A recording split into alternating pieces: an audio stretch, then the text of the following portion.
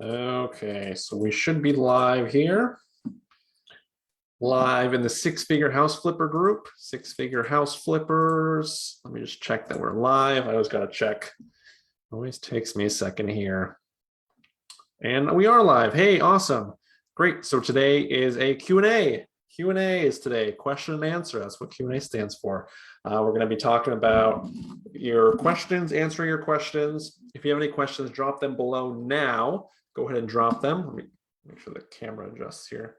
This web camera, it's not adjusting. Hey, there we go. Okay, it's kind of auto adjust. So there we go. Nice and centered. So Q&A. So if you have any questions, drop them below now. We're live on Facebook. Any questions about flipping houses, about real estate? How do I find deals? How do I get deals? How do I source deals? All that good stuff. So I'll put that below. We have Carlos here. Thanks so much for joining. We have Pierre here, hashtag live. That's a good reminder. Thanks, Pierre. If you're watching on the live, comment hashtag live. If you're commenting on the replay, it's hashtag replay. And what that does, that helps other people see it. So if there's more people commenting, Facebook picks it up and says, okay, well, people want to see this, so they can share it with everyone so everyone can benefit from this. What's cool about real estate, we can all help each other out. It's not like, hey, I'm successful, nobody else is successful. Everyone can be successful, which is great. So I wanted to share that with everyone. So if you have any questions, comment below. If you don't have any questions, that's fine. Comment hashtag live and then comment hashtag replay. Just so everyone knows you're here, just so everyone's benefiting from this. So let's get into it. I have a couple prepared questions and then I'll answer some of y'all's questions here afterwards. Someone's asking, what's your background in real estate? So yeah, let's start with that. So I'm a fix and flipper. I'm full-time in flipping. I live here in Gainesville. I'm in Gainesville, Florida. It's kind of north central Florida, about an hour and a half from Jacksonville, all that stuff. So I did about 20 fix and flips last year. 30 fix and flips is the goal for this year. And just trying to do more and be more, that sort of thing. And then I also mentor people. We'll probably talk about that here in a second.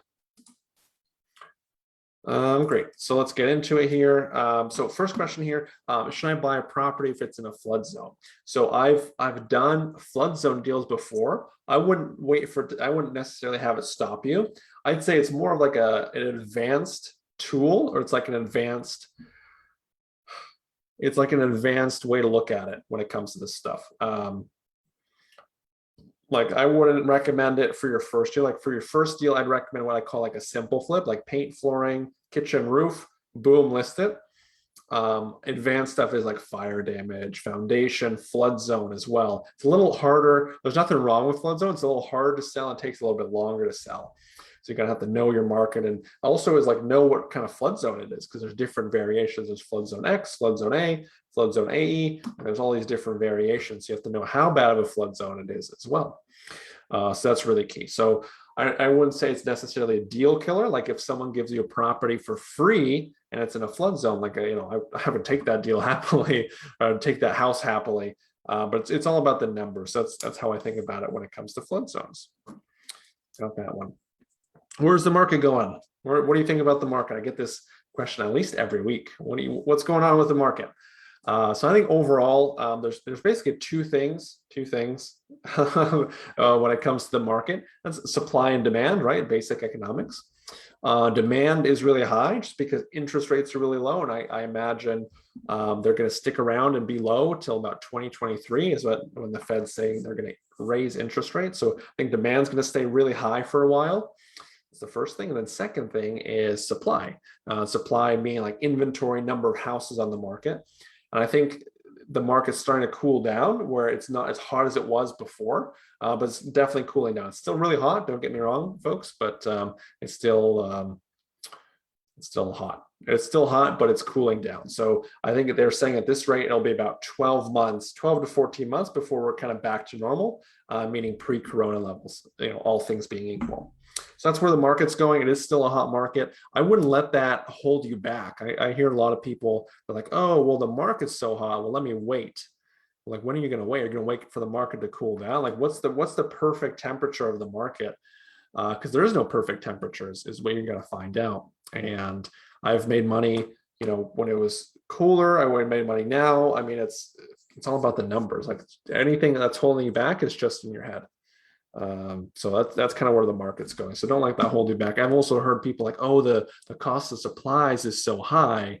I think it's too risky to get into. Like, well, wait a second, that doesn't make any sense because that's baked into your offer. Like if the cost of repairs goes higher, you just offer less for a property. So I don't, you know, that doesn't really make sense in terms of an excuse. And it is an excuse. No offense to those people, that's just an excuse. So how much longer are you going to, you know, give yourself excuses? That's where the market's going.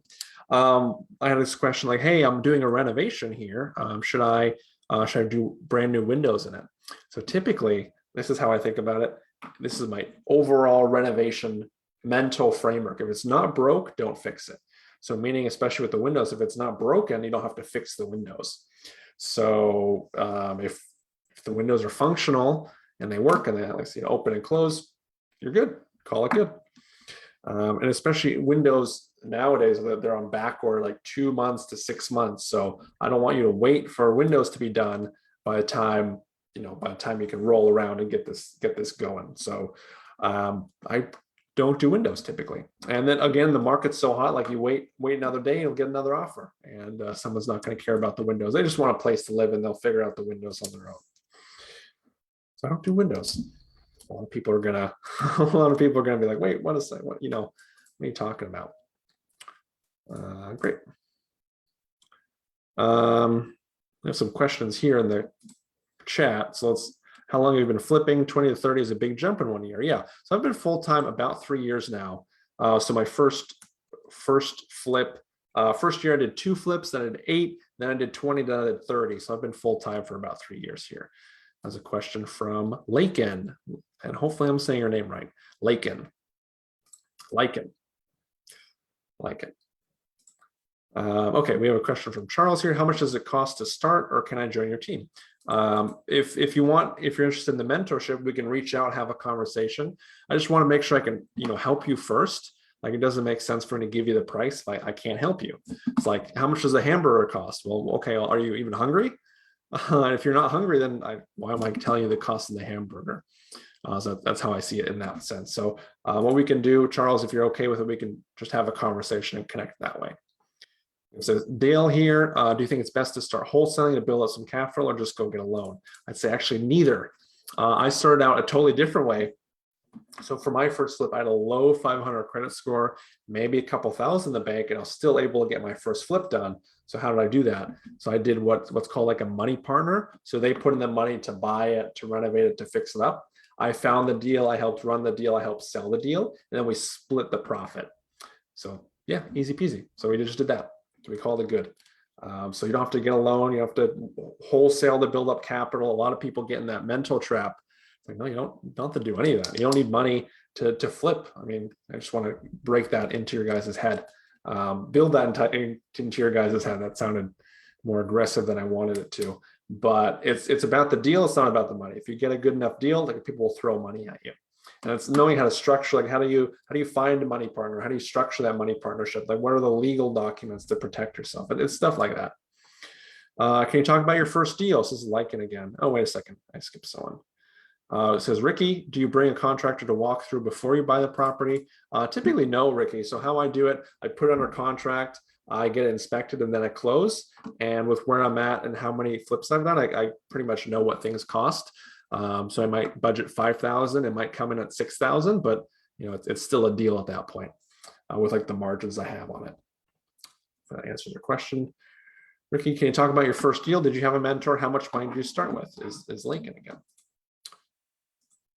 So let me share my screen here. So I don't know if you have access to this, guys, but I have my portfolio here. Let me post down the link here. I've done in the last 3 years, like literally every one, and you can click this little link. Click this little link here, and pulls up the Zillow. So 244. I need to change that. Yeah, I made that mistake. Yeah, so this is the portfolio. So if you scroll all the way down, you get my first flip here. So basically what happened, This was back in 2018. We actually closed, I think it was November 2018, the week before Thanksgiving, I believe is when we closed. This was a property I found. Basically, it was a great deal. So we were going to buy it for 105, put in 30, and then sell for, I think we initially listed it for 200, but didn't sell, unfortunately, and then or listed for 190, something like that. And then eventually sold for 170 after all the seller credits and all that. So this was a money partner deal. So grabbed a money partner, and then split the profit. So it was like a 28K net, as you can see here, and I got a percentage of that. So I got my first flip, and it's gotten me to where I am today. So excited about that. If that answers your question. So Carlos says, when he split the profit, who gets hit with a tax? Because the government, everyone gets hit with a tax. Everyone has to pay taxes on any income you earn, and that's the rules. That's the rules of our society. So like it or hate it, you have to pay that. So it's Carlos. Thanks so much. And I answered Ricky's question. Thanks, guys. Appreciate it. Okay, so hopefully that answered your question, Lakin, and I hope I'm saying your name right. Did you have a mentor? I didn't have a flipping mentor. That was a mistake. Someone was asking me, like, what CRM do you use? When I started out, I would just write it down on a piece of paper. Just write it down on a piece of paper. And then that got tricky. Like once you get like 5, 10, 20 leads, like it's hard to keep track of. And then if someone doesn't want to sell, like I write them off, or like, so I have like a dirty piece of paper with like scribbles all over it. So that wasn't good. Then I switched to an Excel spreadsheet. And then that was hard to keep track of follow up because this person was like, hey, talk to me in a month. I said like, hey, talk to me in a week. So it's really hard to keep track of everything in the Excel spreadsheet. And I switched to, which is my recommendation now, I use HubSpot. It's a free CRM, especially when you're getting started. Like you don't need fancy software. You need to spend $200 a month on this fancy software. I recommend just, HubSpot. It's free. It has the basics. It can help you get you where you're going, especially when you're getting started. Like if you're getting hundreds of leads per month, like you can do like a Podio or Follow Up Beast or REI Beast, whatever. But if you're getting like a couple, maybe 10, 20, 30 leads per month, this HubSpot's plenty. That's the CRM. How long do your properties typically stay on the market? Yeah, let's pull it up. It is a hot market, so luckily it's been going quick. So this one went in like 3 days under contract. This one went in 2 days under contract. This one took 45 days. That's a unique situation. Typically it doesn't take that long. This one took, I think for the first time, because it fell out of contract, the first time I think it took a couple days. Archer. This one took 2 to 3 days. This one took 2 to 3 days. This one took 2 to 3 days. It fell out of contract, and then I think it took like about a week to get it again. Yeah, so that's typically how long it takes. It doesn't take too long. Oh, was I not sharing my screen? Oh, God damn it. I wasn't sharing my screen, so you guys didn't see it. So for this one took, I was going by portfolio. So this one took 2 or 3 days. This one took 2 to 3 days. This one took 45 days. God, I was sharing my screen. Okay, that's my mistake, guys.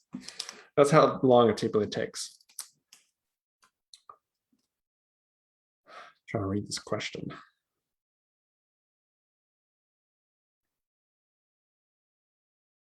What? I can't read that question. I wrote down a question. I can't read it.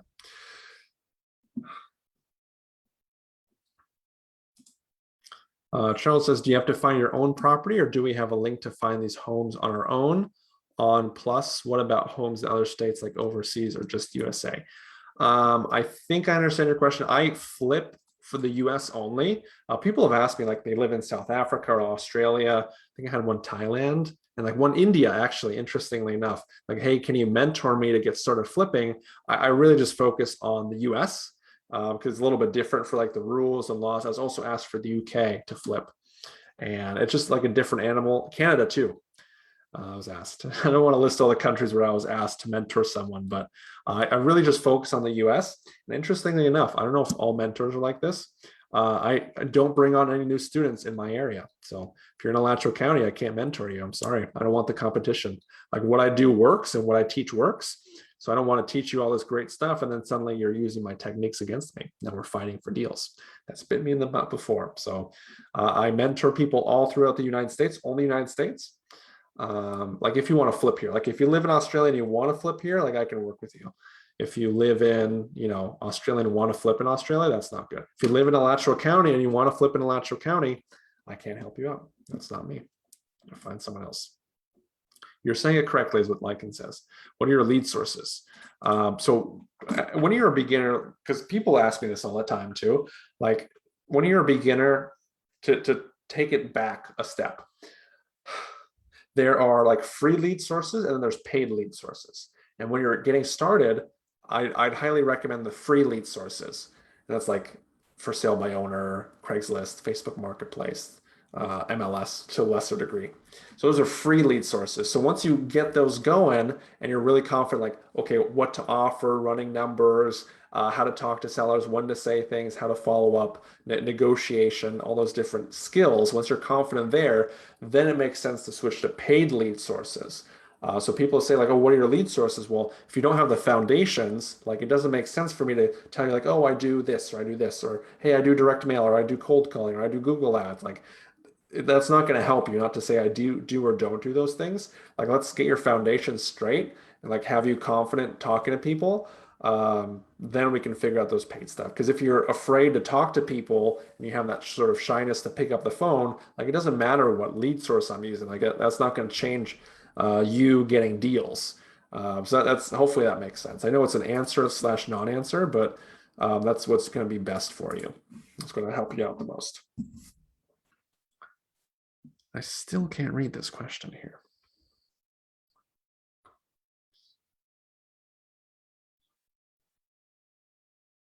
I can't read that. Yeah, sorry. Okay. Does anyone else have any questions? Feel free to drop it below. Lycan saying, do I wholesale myself? Actually, no. So I started, my first 2 deals were wholesale. I made $3,000 on the first one, $3,500 on the second one. And then I started flipping. I saw that I was this middleman for motivated sellers and cash buyers. And then I would see the cash buyers beat me up on price, like even a couple grand. And then they would make 20, 30, 40,000. And part of my passion too is like, hey, I actually want to get into flipping because that's what I want to be a part of. And then I haven't done a wholesale deal since 2018. I take them down all myself. If it's not a deal, I maybe just pass on it. So that's the easiest way. Yeah, so I don't wholesale myself. Appreciate the question though. Great. So I'm gonna wrap it up there, guys. If you have any questions, feel free to drop it below. I'll answer it afterwards. But I appreciate everyone joining. Appreciate everyone hopping on here. And yeah, until next time. Tomorrow, I'm going to be doing a live also at 6 p.m. Eastern. So like, what are the most common mistakes that beginner real estate investors and fix and flippers make? So don't make sure to join that and attend, because then you'll know like what are the common mistakes. So make sure to attend so you can avoid those mistakes. I don't want you to miss it, and then suddenly you're making those mistakes. Like you get out there and like, oh shit, I lost 5K doing this, and I lost 10K doing this, and then I this and this and this. So just one of those things that don't miss it. Don't miss it. So sounds good. Okay, well, I'm gonna leave you guys there. Appreciate it. Thanks so much. Drop any final questions below. Final thing, and then I'll let you guys go. If you're watching live, #live on the replay, comment #replay, so everyone can know this was a good live. But appreciate it, guys. Let you run and have a good night.